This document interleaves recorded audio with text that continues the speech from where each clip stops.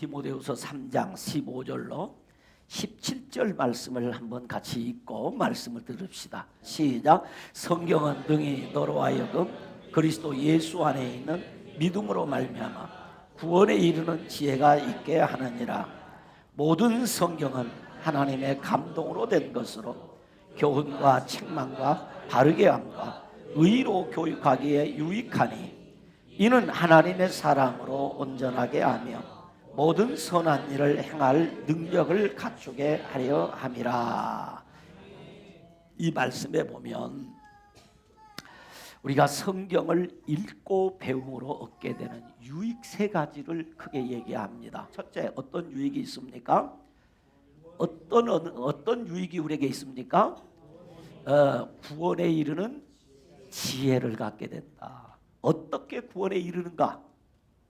어떻게? 믿음으로. 따라해. 믿음으로 구원에 이르는 지혜를 얻습니다. 무엇을 통해서요? 성경을 통해서. 두 번째는 하나님의 사람으로 어떻게 해주신다? 온전하게 해주신다. 신자답게 해주신다는 거예요. 무엇으로? 성경으로. 하나님의 말씀을 잘 읽고 배우면 신자다운 사람이 되게 해주신다 하는 말이에요. 그리고 세 번째는 뭐라고 그랬어요?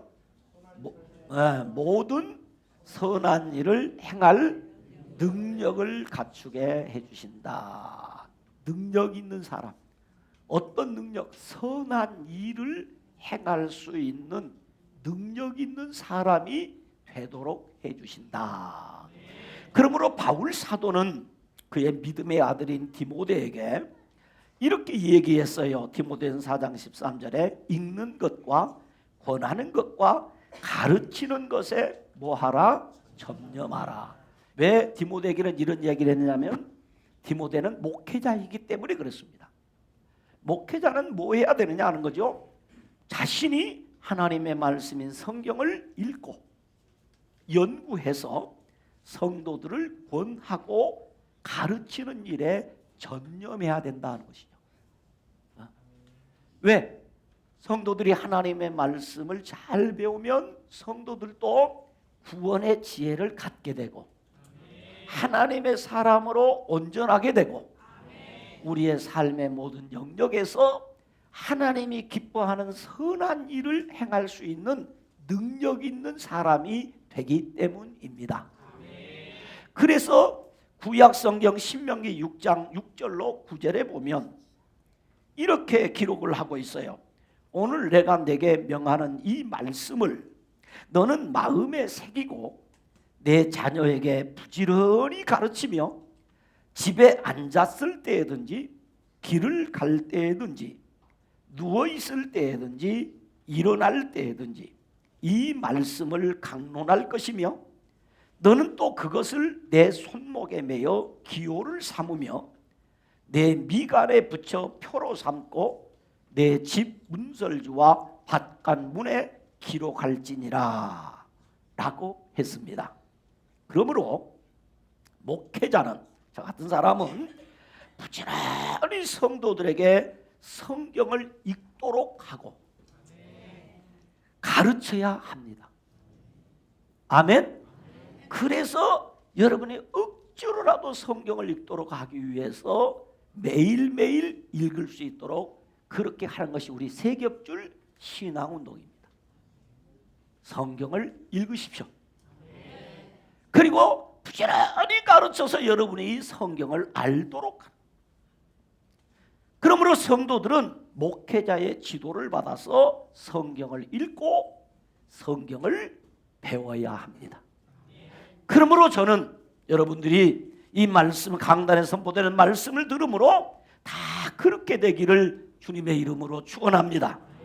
우리 교회는 지난 7월 첫 주간부터 사도행전을 읽으며 매일 새벽마다 우리가 사도행전을 듣습니다. 그래서 철저하게 제가 새벽 예배에도 본문 중심으로 제가 설교를 하고 본문 이야기 다른 이야기를 하지 않으려고 하고 본문의 스토리를 이해하고 본문의 스토리를 통해 주시는 하나님의 메시지를 가르치려고 부단히 노력합니다. 그래서 이제 오늘 우리는 사도행전 설교, 사도행전 알아가기 설교 첫 번째 시간을 갖게 되었어요. 먼저 사도행전을 좀 소개하려고 합니다. 사도행전은 신약 성경에서 사복음서와, 사복음서 하면 마태복음, 마가복음, 누가복음, 요한복음을 사복음서라고 해요. 사복음서와 바울서신, 그러니까 로마서 이후에 있는 13권의 책이 로마서입니다. 이 바울서신과 그 다음에 나오는 이제 일반 서신, 바울이 기록하지 아니한 히브리서 이후에 요한 서신까지를 일반 서신이라고 해요. 그러니까 이 일반 서신과 연결하는 유일한 다리이다. 사복음서와 서신서를 연결하는 다리 역할을 하는 책이 사도행전이라는 이야기입니다. 그래서 신약 성경 가운데 유일한 역사서가 한 권이 있는데 그 역사서가 사도행전입니다. 그런데 만약에 사도행전이 없다면 어떻게 되는가? 첫째는 예수님의 승천 이후에 제자들의 변화된 모습을 알 수가 없습니다. 왜? 사복음서를 우리가 읽고 아는 것은 예수님이 3년 동안 목회하시고 난 후에 제자들의 모습은 너무나 형편이 없어요. 결국 예수님의 3년의 목회, 3년의 사역의 결과물은 너무 초라하다는 거죠. 그러나 사도행전에 예수님의 목회가 헛되지 않았고 사역이 헛되지 않았음을 아는 것은 제자들이 완전히 새로운 사람으로 변화된 이야기가 사도행전에 기록이 되어져 있습니다. 그러므로 이 사도행전이 없다면 변화된 예수님의 제자들의 모습을 우리가 알 수 없게 되는 것입니다. 그리고 두 번째는 사도행전이 없다면 오순절 성령 강림 사건을 알 수 없게 되겠죠. 세 번째는 사도행전이 없다면 예루살렘에서 시작된 복음이, 곧 예루살렘에서 시작된 교회 운동이 로마까지 확장되는 이야기를 알 수가 없게 되겠지요. 그런가 하면 네 번째는 복음서에 소개되지 않은 사도 바울 이야기를 사도행전 없이는 알 수 없어요. 그러면 바울 서신이 13권이나 되는데 갑자기 바울이라는 사람이 글을 썼다. 도대체 이 사람이 누구인지를 우리는 알지 못하게 되겠죠. 사도행전을 통해서 바울이라는 사람이 누구인가를 배우게 돼요. 많은 성경학자들이 얘기하듯이 예수님 이후에 최고의 신앙의 사람은 누구이다? 바울이다. 바울이 없는 기독교는 우리가 이해를 할 수가 없는데 이 바울이라는 사람을 가장 쉽게 이해할 수 있게 해주는 성경이 사도행전이다 하는 것이죠. 그런가 하면 바울 서신에 기록된 교회의 탄생 이야기를 알 수가 없습니다. 고린도 교회가 어떻게 세워졌는가? 로마 교회는 어떻게 세워졌는가? 그리고 그 신약성에 나오는 여러 교회 이야기를 우리는 알 수가 없어요. 그런데 사도행전에 그 교회들에 대한 이야기가 다 기록되어 있으니까 얼마나 이 사도행전이 중요한 책인가 하는 것을 저와 여러분이 알게 됩니다. 그러므로 사도행전 알아가기를 통해서 신약 교회와 성령의 역사를 알게 될 뿐만이 아니라 성도들의 바른 삶에 대한 가르침을 받을 수 있습니다. 중요한 것은 이 사도행전을 공부함으로 우리가 깨닫는 것, 아주 중요한 것, 그것은 교회의 소중함을 알게 됩니다. 무엇보다도 교회의 소중함을 깨닫는 그런 시간이 되기를 주님의 이름으로 축원합니다. 그러면 이 사도행전이라는 책 이름은 어떻게 붙여졌는가?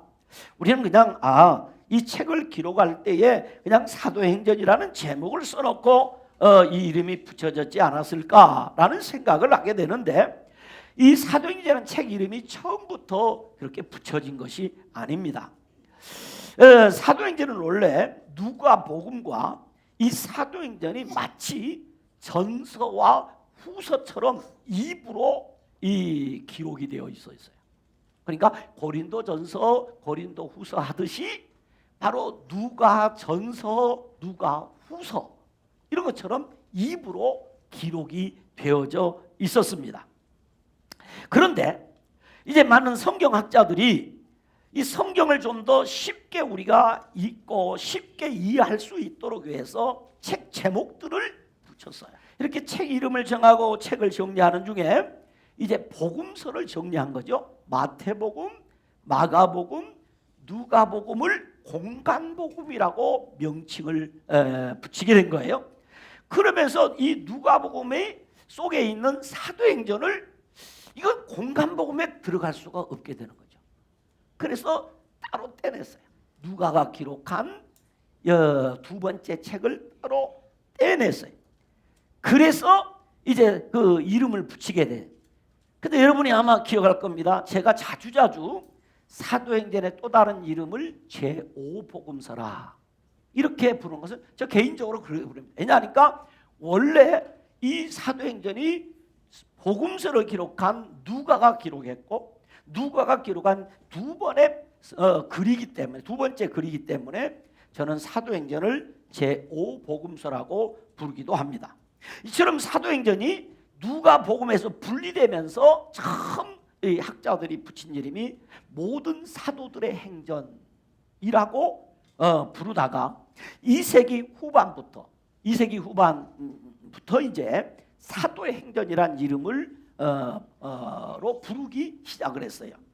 그런가 하면 어떤 성경학자들은 이 사도행전의 성령 강림과 성령의 역사를 기록하고 있다고 하여 사도행전을 또 다른 이름으로 성령행전이라고 부르기도 합니다.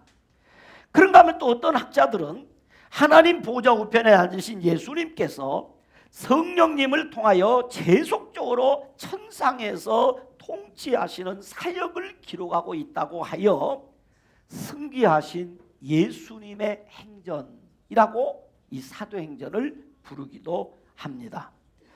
그런가 하면 신약 성경 중에 유일하게 초대 예루살렘 원형교회 이야기부터 아시아와 유럽의 교회 이야기를 기록한다고 하여 이 사도행전을 다른 말로 교회행전이라고 불리기도 합니다. 그리고 사도행전 1장에서 12장에는 예루살렘 교회를 중심한 사도들이 전도한 교회 이야기를 기록하고 13장에서 28장까지 그러니까 사도행전이 모두 몇 장까지 있다는 겁니까? 28장까지 있습니다. 13장에서 28장까지 내용은 바울의 전도로 이방 교회에 세워지는 교회 이야기를 기록하고 있다고 해서 이 사도행전 책 이름을 사도들과 바울 행전이라 이렇게 부르기도 했어요. 그러니까 어떤 여러분 책을 읽다가 이런 명칭이 나오면 왜 이 책 이름을 이렇게 했을까? 하고 의문을 제기할 수 있는데 이런 그 학자들의 각기 다른 주장이란 말이죠. 그런가 하면 사도행전 1장 8절 말씀과 같이 복음의 확장이 예루살렘에서부터 땅끝으로 나아가 로마까지 나아가는 이야기가 기록되었다고 하여 예루살렘에서 로마까지의 복음의 확장이라는 제목으로 부르기도 했어요. 그러나 어떤 이름을 사용하든지 간에 이 사도행전 1장에서 28장까지 담고 있는 내용이 너무 방대하기 때문에 어떤 한 이름으로 이 책의 내용을 다 담을 수 없다는 것입니다. 그만큼 사도행전의 내용이 방대하고 또 사도행전의 내용이 엄청나다는 거죠. 하나의 이름으로 다 담을 수가 없을 정도로 이 내용이 깊다라고 이해를 하면 좋겠어요. 그럼에도 불구하고 분명한 것은 이 사도행전이 우리에게 가르치는 내용은 승천하신 예수님께서 약속하신 말씀대로 성령님을 보내주셔서 사도들과 초대 원형교회 지도자들을 붙잡고 예수 그리스도의 복음을 통하여 하나님의 나라가 확장되며 예루살렘에서 땅끝까지 당시 땅끝이라고 생각했던 서바나까지 계속해서 교회가 세워지고 교회가 세워진 이야기가 이 사도행전 속에 담겨 있다는 거죠. 이러한 사도행전은 누가복음을 기록한 의사 누가가 예루살렘이 언제 멸망? AD 70년에 망했잖아요. 이전인 AD 61년에서 63년경에 기록을 했는데 그 수신자가 누구인지는 몰라요. 곧 정확히 그의 정체를 모르지만 그 이름의 뜻이 하나님의 친구, 하나님을 사랑하는 자라는 뜻을 가진 데오빌로라는 사람에게 편지 형식으로 기록을 했어요. 데오빌로라는 사람에게 편지 형식으로 기록한 책이 이 사도행전이라는 거죠. 이 사도행전을 기록한 몇 가지 목적이 있는데, 첫 번째, 이방인이지만은 이 데오빌로를 각하라고 부른 것을 보니 그 사람은 상당히 고관직에 있었던 것이 분명해요. 그에게 교회를 이제 누가복음을 통해서 복음을 설명하고 그 다음에 사도행전을 통해서 교회가 어떤 것인지를 그에게 이해를 시키기 위해서 이 사도행전을 기록했을 것으로 생각이 됩니다. 그런가 하면 이 사도행전을 통해서 유대인과 로마 제국에서 이 교회를 엄청나게 박해하고 기독교인들을 엄청나게 박해하고 있는데, 교회는 그런 것이 아닙니다. 당신들이 생각하는 것처럼 교회는 나라를 전복하는 정치 집단도 아니고 사회를 혼란하게 하는 그런 단체도 아니고, 교회는 이 땅에 복음을 전하는 바로 그런 단체입니다 라는 변증서로 기록을 했어요. 그래서 여러분, 이 사도행전에 나오는 설교들을 보면은 대부분 설교가 어떤 설교냐, 변증 설교입니다. 그리스도에 대해서 오해하는 이들에게 그렇지 않다, 복음에 대해서 변증하기 위해서 기록한 책이다.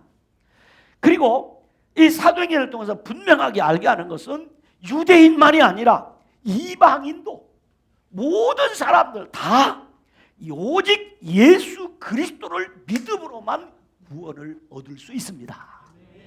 다른 이로서는 구원을 얻을 수 없나니 천하 그 어떤 인간 중에서도 구원을 얻을 만한 이름을 우리에게 주신 일이 있습니다? 없습니다. 그러므로 유대인도 예수 믿어야 구원받습니다. 이방인도 예수를 믿어야 구원 얻습니다. 남자도 예수 믿어야 구원 얻습니다. 여자도 예수 믿어야 구원 얻습니다. 어린이들도 예수 믿어야 구원을 얻습니다. 이것은 확실한 복음을 전하기 위해서 바로 이 사도행전을 기록했다는 이야기예요. 그러므로 사도행전 내용을 분류하면 그 분류 방법이 여러 가지 방법이 있겠지만은 교회 중심으로 저는 이번 설교를 풀어가려고 하니까 교회 중심으로 그 분류를 하면은 1장에서 7장은 예루살렘 교회 이야기이고 8장에서 9장은 유대와 사마리아 지역의 교회 이야기이고 10장에서 12장은 이방 지역의 교회를 세우기 위한 하나님의 이야기가 담겨 있고요. 15장에서 20장까지는 소아시아와 유럽의 교회를 세우기 위한 바울의 3차 전도 이야기가 기록되어져 있어요. 그리고 21장에서 28장은 바울 사도가 고난 가운데서 예루살렘에서 로마까지의 교회 이야기를 다시 한번 정리하고 있다는 거죠. 그러니 결국 사도행전은 성령의 강림으로 말미암아 이 땅에 주님의 꿈이요 소원이었던 하나님의 교회가 세워진 이야기를 기록하고 있다. 아멘. 그래서 제가 새벽 예배 시간에 그런 얘기를 했어요. 결국 사도행전은 교회의 이야기인데 이 교회의 전도자들이 전하는 핵심 메시지는 십자가에 죽으신 예수님, 그리고 그를 살리신 부활의 이야기, 그 다음에 하나는 재림한다는, 예수님이 우리 죄를 위해 죽으셨습니다. 예수님은 부활하셨습니다. 예수님은 재림하십니다 하는 이야기를 그 메시지가 오늘 교회의 핵심 메시지로 전해지고 있다라는 것입니다. 그렇다면 이제 오늘은 1장 얘기를 조금 정리를 해보려고 해요. 사도의 1장의 내용을 간략하게 요약하면 예수님이 승천하시기 전에 남기신 말씀과 재림의 약속을 받은 제자들이 마가 요한의 다락방에 모여 예수님을 팔아 팔고 배신했던 가룟 유다 대신에 mattia를 사도로 뽑은 이야기가 사도행전 1장 전체의 스토리 전체입니다. 그러니까 예수님의 승천과 성령을 기다리는 제자들의 모습이 사도행전 1장에 기록됐다. 그래서 오늘 설교 제목이 뭡니까? 설교 제목 주보 봐보세요. 뭐라고 했어요? 예수님의 승천과 성령을 기다리는 제자들. 그럼 2장에 무슨 내용이 나올까요? 기다리고 있으니까 오셔야 될 거 아니에요. 그래서 성령이 오셨습니다. 성령이 오심으로 일어난 일 이야기죠. 2장부터. 자, 그렇다면 예수님이 승천하시 전에 남기신 말씀과 제자들의 모습은 어떠했는가 하는 거죠. 첫째는 예수님이 승천하시 전에 남기신 말씀입니다. 십자가에서 우리 죄를 대신해 주시고 죽으신 예수님께서 3일 만에 부활하셨습니다. 그리고 40일 동안 이 땅에 계시면서 하신 일이 무엇인가? 3절에 보니까 하나님 나라의 일을 말씀하셨다 그래요. 예수님이 하나님의 나라 일을 말씀하셨어요. 그리고 제자들에게 말씀하시기를 우리 성경 펼치셨죠? 4절 5절을 한번 봅시다. 우리 사도행전 1장 4절 5절 성경 펼치세요. 자, 같이 읽습니다. 시작. 사도와 함께 모이사 그들에게 분부하여 이르시되 예루살렘을 떠나지 말고 내게서 들은 바 아버지께서 약속하신 것을 기다리라. 요한은 물로 세례를 베풀었으나 너희는 몇 날이 못되어 성령으로 세례를 받으리라 하셨느니라 그랬어요. 그러니까 예수님께서 제자들에게 첫 번째 남긴 얘기는 예루살렘을 떠나지 말고 아버지께서 약속하신 뭘 받아라? 성령을 받아라. 따라 성령을 받아라. 주일학교리들도 따라합니다. 성령을 받아라. 첫 번째 하신 말씀, 너희들이 예루살렘 떠나지 말고 아버지께서 약속하신 성령을 받아라 그랬어요. 이렇게 말씀하니까 제자들이 아니 이 얘기를 듣고 아멘 하고 우리는 그러잖아요. 근데 이 엉뚱한 질문을 하는 거예요. 이 이야기를 듣고 엉뚱하게 무슨 질문을 하느냐 하면 우리 성경 본문에 보면 6절에 보면 이렇게 기록되어 있어요. 그들이 모였을 때 예수께 여쭈어 이르되 뭐라 했습니까? 주께서 이스라엘 나라를 회복하심이 이때이니까 하니. 그러니까 예수님이 승천하시기 전까지 제자들이 변했다 안 변했다? 예수님이 십자가에 달리시다 죽으셨다가 부활했어요. 지금 승천하시기 직전이에요. 근데 이때까지도 안 변하고 지금 이스라엘 나라가 회복되는 게 이때입니까? 이 얘기는 뭐냐면 좌의정 우의정 자리가 아직도 유효합니까? 그 얘기예요. 왜? 그들이 예수님 따라다닌 게 뭐예요? 이스라엘 나라가 회복될 때 뭐 하겠다? 내가 우의정 되고 좌의정 되고 국무총리 되고 뭐 법무부 장관 되고 이것만 생각했어. 그 자리에서도 주께서 이스라엘 나라를 회복하시면 이때니까 하는 엉뚱한 질문을 하는 거예요. 이 엉뚱한 질문하는 제자들의 예수님께서 말씀하십니다. 그 말씀이 7절 8절이에요. 자, 같이 읽습니다. 7절 8절. 자, 성경 펼치고 읽습니다. 시작. 이르시되 때와 시기는 아버지께서 자기의 권한에 두셨으니 너희가 알 바 아니요 오직 성령이 너희에게 임하시면 너희가 권능을 받고 예루살렘과 온 유대와 사마리아와 땅끝까지 이르러 내 증인이 되리라 하시니라. 뭐 받아야 된다고요? 성령 받아야 된다.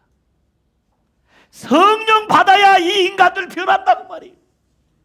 성령 받으면 이제 그런 이스라엘 나라가 언제 해본 이런 소리 안 하고 뭐가 임하느냐? 그들의 지식을 초월하고 그의 능력을 초월하는 능력이 임한다는 거예요. 신앙생활은 성령 받아야 합니다. 여러분, 교회에서 직분 받아야 되는 것이 아니라 성령 받아야 됩니다. 그러니 예수님께서 제자들에게 성령이 임하면 권능을 받아서 뭐가 된다? 증인이 된다. 믿기를 축원합니다.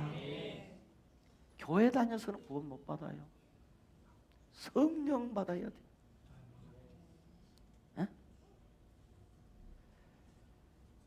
그리고 예수님이 올라가셔 버린 거예요. 그러니까 제자들이 멍하니 하늘을 쳐다보죠. 왜? 그렇게 말씀하시던 예수님이 제자들이 보는 가운데 구름을 타고 하늘로 올려져 가버려요. 승천하신 거예요. 그 멍하니 하늘 쳐다보이는데 그때 흰 옷 입은 두 천사가 나타났어. 이 제자들에게 하는 말이, 야, 이 갈릴리 촌놈들아, 야, 갈릴리 떨거지들아, 그 말이야. 왜 서서 하늘만 쳐다보고 있느냐? 너희 가운데 하늘로 올려가신 예수는 하늘로 가심을 본 그대로 오시리라. 세 가지. 첫째는 예루살렘을 떠나지 말고 약속하신 성령을 기다리라. 두 번째는 성령 받아 증인이 되라. 세 번째는 예수의 재림을 기다리라 하는 말씀을 주셨어요. 이것은 오늘 우리에게 주신 말씀입니다. 중요한 거, 그러면 제자들은 어떻게 했느냐? 제자들은 어떻게 했느냐? 오늘 성경 본문에 보니까 제자들은 여자들과 예수님의 어머니 마리아와 예수님의 동생들과 더불어 약 120명의 무리들과 함께 예수님의 말씀에 순종했어. 그리고 예루살렘에 가까운 다락방에 모여서 오늘 성경 본문 14절에 보니까 이렇게 기록했어요. 자, 본문 14절을 봅니다. 같이 읽습니다. 시작. 여자들과 예수의 어머니 마리아와 예수의 아우들과 더불어 마음을 같이하여, 그 다음에 뭐 했다? 뭐 했다? 기도에 힘썼다. 기도에 힘써. 기도에. 다른 데 힘쓴 게 아니라 기도에 힘썼어요. 뭐 했어? 말씀에 순종하여 기도에 힘썼어요. 기도하는 중에 베드로가 일어서서 구약 시편 69편 25절과 109편 8절 말씀을 본문 삼아 간단하게 설교한 후에 바사바라고도 하고 유수도라는 별명을 가진 요셉과 마띠아라는 두 사람을 공천한 후에 또 기도한 후에 제비를 뽑았는데 그가 누구였다? 마띠아였다. 그래서 마띠아로 하여금 봉사와 사도의 직무를 다하는 제자들과 함께 더불어 부활의 증인이 되도록 했습니다. 여기서 제자들이 행한 일 중에 가장 중요한 일이 있습니다. 자, 성령 받기 원하십니까? 성령 충만하기를 원하십니까? 그러면 뭘 해야 되느냐? 이거 뭘 해야 되느냐? 뭘 해야 되느냐? 제자들이 뭘 했다? 자, 14절에, 오늘 우리가 읽은 14절에 오로지 기도에 힘쓰더라. 오로지 기도에 힘쓰더라. 그리고 여러분 24절에 보면 그들이 뭐하여? 기도하여. 기도하여. 사도행전에 나타난 주제들은 다양합니다. 예를 들면 성령, 교회, 복음, 선교, 하나님의 주권, 그리스도의 통치, 그 다음에 증인들, 그리고 각 지역에서 일어난 여러 가지 일들이 많은 주제들인데 아주 중요한 주제가 있어요. 아주 중요한 주제. 그것은 바로 기도라는 거죠. 어떻게 해서 성령의 역사가 나타나느냐? 성령은 주님의 주권적 역사입니다. 그런데 주권적 역사인데도 불구하고 주님은 어떤 자에게 그 주권적 역사와 뜻을 나타내 보여주느냐는 거죠. 뭐 하는 사람에게? 기도하는 사람. 그래서 저는 사도행전에 또 다른 이름을 붙인다면 사도행전은 기도행전이다 하는 것이에요. 그래서 사도행전 1장 14절부터 시작된 기도 이야기는 28장 8절까지 약 32번이나 기도에 대한 이야기를 기록하고 있는데, 기도에 대해서 분명하게 언급해서 기도라는 글씨를 단어를 선택하며 이야기하는가 하면 기도를 언급하고 있지 않지만 기도를 전제로 환상이 보이고 서원을 하고 변화된 역사가 나타나는가 하면 아예 이것은 당연히 하는 거니까, 마치 여러분이 주일날 교회 오면 당연히 목사님 설교가 길 것을 알잖아. 그죠? 그래서 직구리만한 예배를 드리는 사람들은 벌써 12시 되면 갈 준비하잖아요. 적응이 안 돼서. 여러분, 교회 예배는 시간 맞추는 거 아니에요. 성경에 보세요. 성령이 역사할 때 기도를 시간 맞춰 했는지, 설교를 시간 맞춰 했는지, 우리 한국 교회가 부흥일을 할 때 교회들이 시간 맞춰서 예배 끝냈는가 보세요. 설교가 길어야 된다는 얘기 아니에요. 뭐 해야 된다? 은혜 받아야 된다. 뭐 해야 된다? 은혜 받아야 된다. 은혜 받아야 된다. 오늘 여러분이 여기 와 예배하는 것은 하나님의 은혜를 받으면 되는 거예요. 성령 받으면 됩니다. 은혜 받기를 원하십니까? 성령 받기를 원하십니까? 그러면 기도하면 됩니다. 제자들이 기도하지 않던 제자들이 모여 기도했어요. 기도하기 위한 것은, 기도하는 것은, 오늘 사도행전에 이들이 기도한 것은 단순히 성령 받고 능력 받고 그래서 한 거 아니에요. 단순히 교회 부흥을 기도하는 거 아니에요. 여러분, 우리가 기도해서 응답받고 문제 해결되고 이거 아니에요. 기도가 내 소원을 이루는 게 중요한 게 아니에요. 기도하라는 주님의 말씀에 순종하는 것이 중요한 거예요. 그러니까 그들 속에 자연히 예수 생명의 역사가 나타나는 거예요. 믿기를 축원합니다. 그러므로 기도는 신앙생활의 기본 상식이며 삶이에요. 그래서 누구는 말했어요. 기독교는 기도교다 그랬어요. 예수 이름으로 구원받은 성도는 환경과 상황과 상관없이 예수 이름을 부르며 기도하고 예수 이름으로 선포하고 예수님의 이름으로 사는 것입니다. 그러므로 기도는 교회와 성도의 신앙생활의 여러 요소 중에 하나가 아니라 기본 상식이고 핵심 요소예요. 어느 교회가 성장하느냐, 어떤 성도가 복을 받느냐, 어떤 성도가 능력 있게 신앙생활하느냐 딱 하나입니다. 기도하는 사람입니다. 이유 없어요. 기도하는 사람이에요. 큰 일이 일어나든 작은 일이 일어나든 기도하는 곳에 주님의 역사가 일어나요. 그래서 예루살렘 교회가 기도했어요. 안디옥 교회가 기도했어요. 선교지마다 파송되는 선교사들이 기도했어요. 왜? 기도를 통해서 하나님의 뜻이 이루어지기 때문입니다.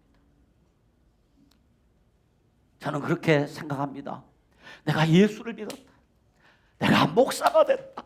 목사가 됐는데 비리비리하게 일생을 끝낼 수 없다. 내가 예수 믿어서 장로가 됐다.